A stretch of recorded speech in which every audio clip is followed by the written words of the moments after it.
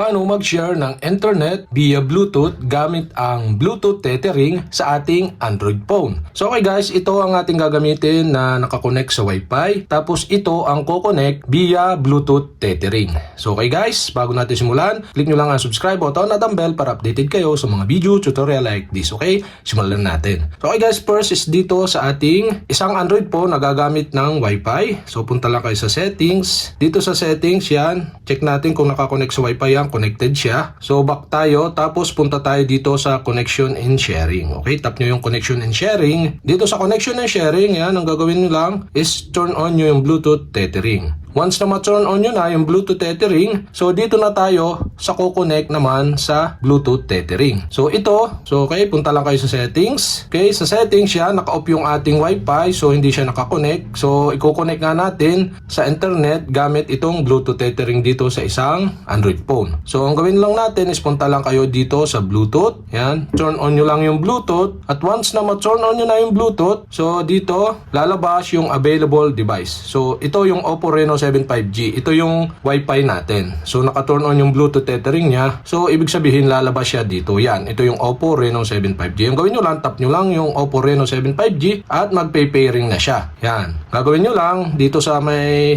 kabila, tap nyo yung pair.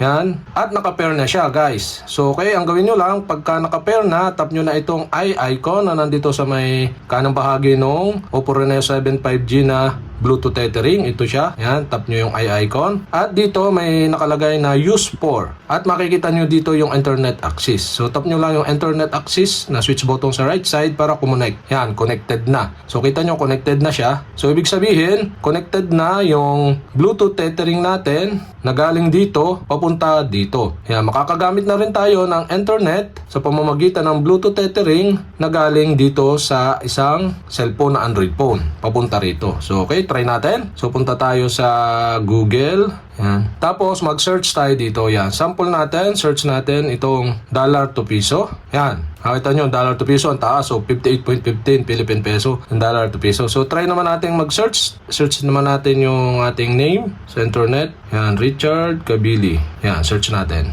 So yan, nalabas siya guys. So ibig sabihin naga ng internet dito sa ating isang Android phone. So pamamagitan ng Bluetooth tethering na galing dito sa kabilang Android phone. Yan guys, hindi siya nakakonect sa Wi-Fi or sa data. Sa Bluetooth tethering siya nakakonect galing dito sa kabila.